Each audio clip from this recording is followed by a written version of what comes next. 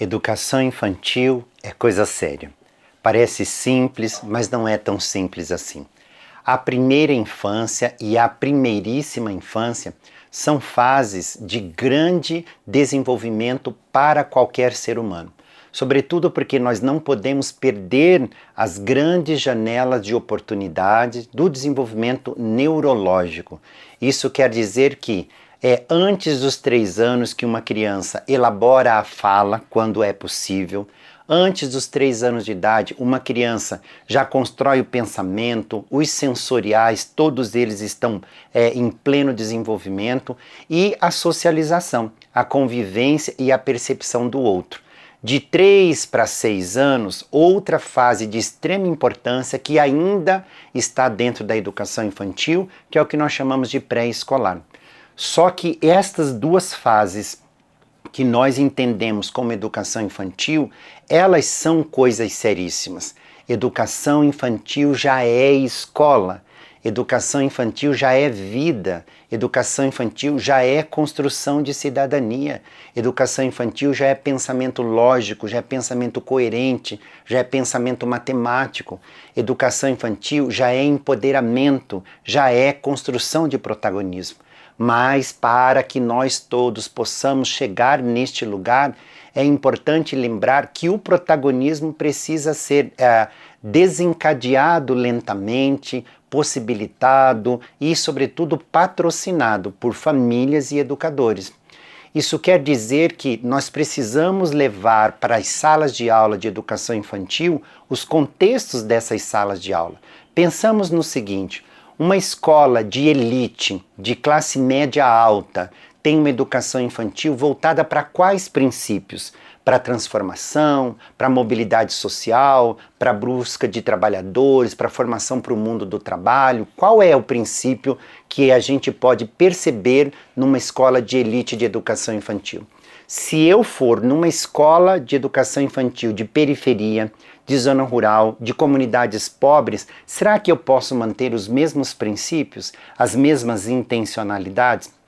Provavelmente não. Você vai chegar à conclusão que cada contexto social vai ter um projeto voltado para o seu contexto social. É muito complicado que o professor possa entender isso. Por quê? Porque muitas vezes aquele livro didático, aquele material didático que está sendo usado lá por aquela escola de elite, cujos pais são médicos, desembargadores ou qualquer outras coisas dessa natureza, também está sendo usado por aquele pai que é trabalhador na zona rural, na faxina, é porteiro de prédio.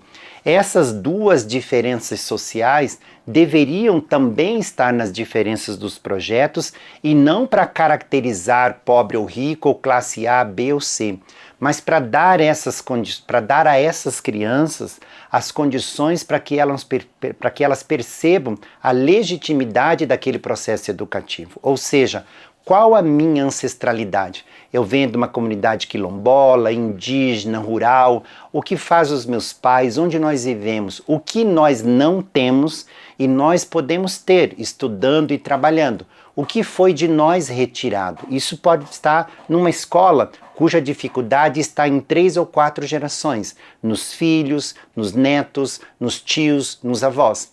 Por outro lado, há outras escolas de elite que não têm essas dificuldades, que não têm essa trajetória e não têm essa ancestralidade. Achar que essas duas escolas têm as mesmas infâncias, os mesmos objetivos, os mesmos projetos e, portanto, os mesmos professores, no mínimo, é ignorância. Então, quando eu digo educação infantil é coisa séria, é porque educação infantil já é a vida da criança. Educação infantil já é o contexto dela, já é a cidadania dela. É ali que ela precisa legitimar o cabelo dela, a cor da pele dela, a realidade local, as dificuldades. A gente não pode achar que a criança é anátema, é excluída desse mundo. Pelo contrário, as crianças, sobretudo essas em comunidades muito carentes, e as crianças que precisam de verdade entender que a escola é um mecanismo de mobilidade social, elas precisam também ter um projeto educativo que acompanhe essa necessidade delas. Por isso que professores precisam entender, a educação infantil é o lugar do lúdico, sim, É o lugar da brincadeira? É claro. É o lugar do jogo, da interação social? Sim.